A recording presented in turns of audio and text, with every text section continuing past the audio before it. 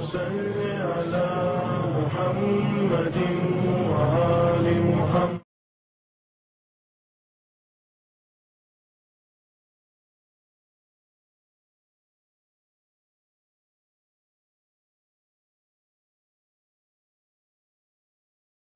औज़ुबिल्लाहिमिनश्शैतानिर्रजीम बिस्मिल्लाहिर्रहमानिर्रहीम। अज़ीज़ नाज़रीन, सलामुन अलैकुम वरहमतुल्लाहि वबरकातुहू।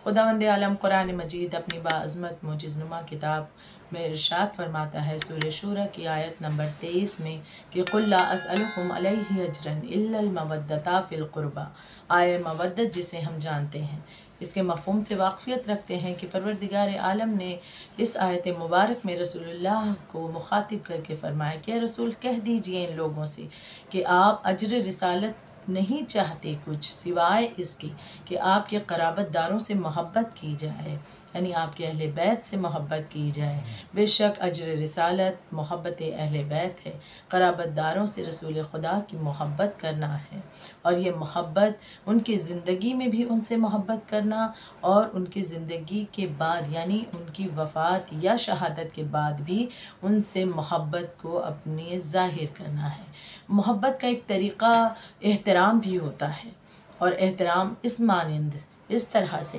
कि जब वो हस्तियाँ हयात हों तब भी उनका एहतराम किया जाए, और जब वो हस्तियाँ इस दुनिया से चली जाएं कि जिनकी मोहब्बत को अल्लाह ने अजर रिसालत करार दिया, वो हस्तियाँ अगर इस दुनिया से चली जाएं उनकी वफ़ात या उनकी शहादत के बाद, उसके बाद भी उनकी निशानियों से मोहब्बत करना, उनकी ज़ात ग्रामी को याद करके मोहब्बत करना, उनकी निशानियों का एहतराम करना, चाहे वो उनकी कब्र की शक्ल में हो, उनका रोज़ा मुबारक हो, हर एक का एहतराम करना, उनकी इज़्ज़त करना। अगर बात कब्र की करें तो बात जब कब्र की होती है तो एक आम इंसान की कब्र की हम बात क्यों ना करें, तो हम पाते हैं कि एक आम मुसलमान की भी कब्र की इज़्ज़त की जाती है। मिसाल इस दुनिया की ही हम ले लें कि अगर कोई हमारा रिश्तेदार, कोई हमारा अज़ीज़, या खुदा न करे कि किसी के वालिदैन जो हयात ना हों और उनकी कब्र के बारे में उन्हें पता चले कि कोई फ़ला शख्स है या कोई फ़ला ऐसा है जो उनकी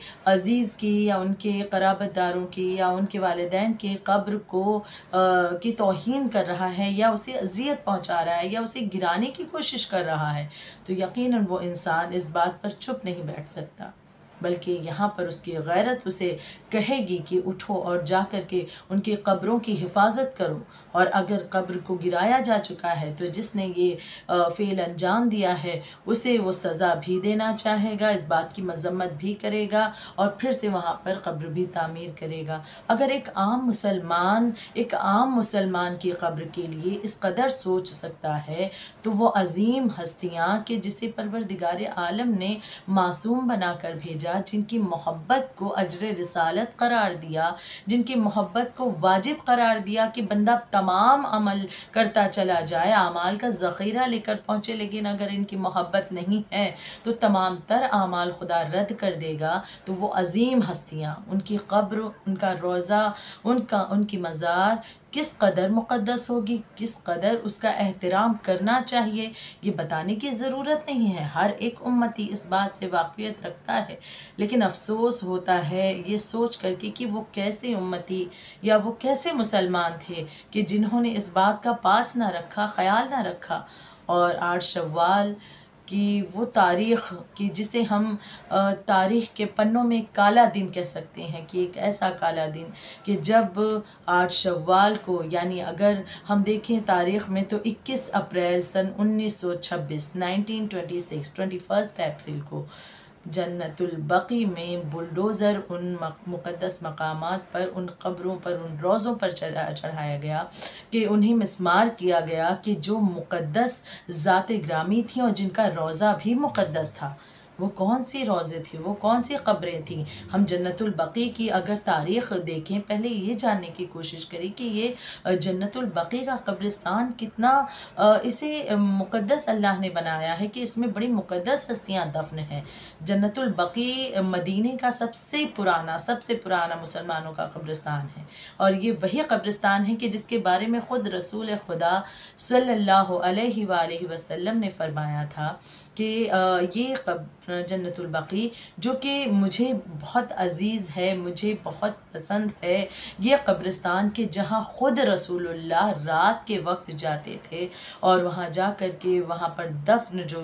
लोग थे उनके हक़ में दुआ करते, उनकी मग़फ़िरत की दुआ करते, सलाम भेजते। और बाद रसूल खुदा अगर हम तारीख़ का जायज़ा लें तो हम देखते हैं कि बाद रसूलुल्लाह सल्लल्लाहु अलैहि वसल्लम जनाब फ़ातिमतुज़्ज़हरा सलामुल्लाह अलैहा इसी कब्रिस्तान में आपको भी सुपुर्द खाक किया गया। इमाम हसन अलैहिस्सलाम की कब्र मुबारक यहाँ है। हमारे चौथे इमाम ज़ैनुल आबिदीन अलैहिस्सलाम, इमाम मोहम्मद बाक़र अलैहिस्सलाम, इमाम जाफ़र सादिक़ अलैहिस्सलाम की कब्र मुबारक यहाँ पर मौजूद थी। रोज़ा बना हुआ था। यहाँ तक कि और भी अगर हम जायज़ा लें तो जानते हैं कि चंद असहाबे रसूल खुदा भी यहाँ दफन हैं, कुछ अज़वाजे रसूलुल्लाह की भी कब्रें यहाँ पर थीं। लेकिन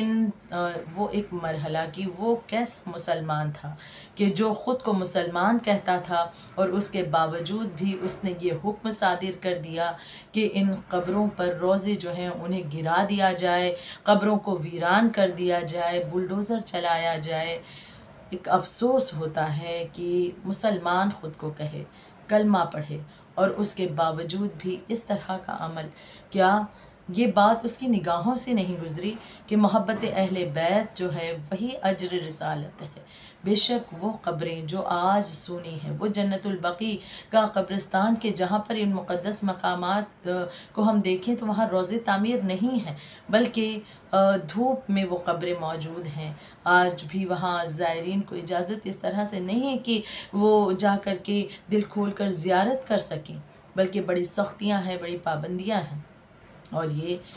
21 अप्रैल 1926 का मामला कि इन कब्रों पर बुलडोज़र चलाए गए और रोज़ों को मिस्मार किया गया। हर साल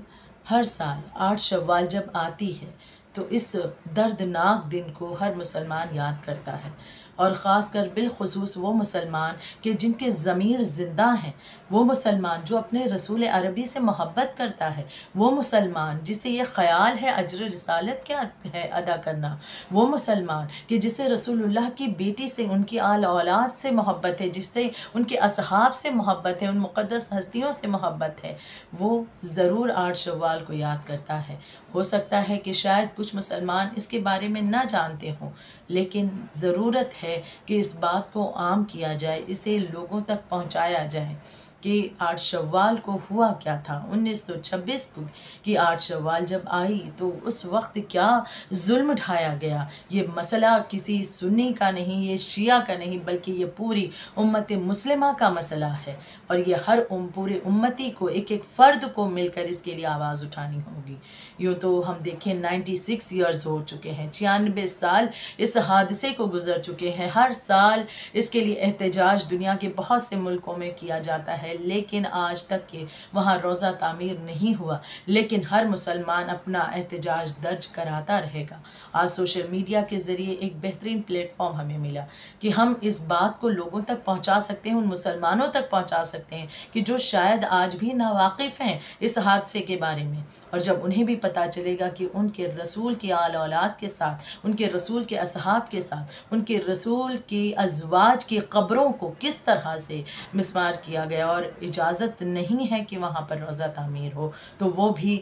इस एहतजाज में शामिल होंगे। और इस तरह से जब एक उम्मत ज़िंदा होगी, उसका ज़मीर ज़िंदा होगा, तो इंशाअल्लाह ज़रूर परवरदिगार आलम करम फरमाएगा, वहाँ रोज़े तामीर होंगे। हमारा काम है, उम्मत का काम है कि हम अपना एहतजाज दर्ज कराएं, हम आवाज़ को बुलंद करें, हम इसके लिए प्रोटेस्ट करें, हम जन्नतुल बकी की तामीर के लिए दुआएं भी करें। यकीनन ये वो रोज़े मुबारक गिराया गया उस बेटी का कि जिसे रसूल खुदा लख्ते जिगर कहते थे, अपना टुकड़ा कहते थे, कि जिसके बारे में वाज़ेह तौर पर बयान कर दिया कि रसूल खुदा ही नहीं बल्कि परवरदिगार आलम उससे राज़ी होगा जो फ़ातिमा जिससे राज़ी हो, उससे खुदा नाराज़, उससे रसूल नाराज़, जिससे जनाब ज़हरा नाराज़ हैं।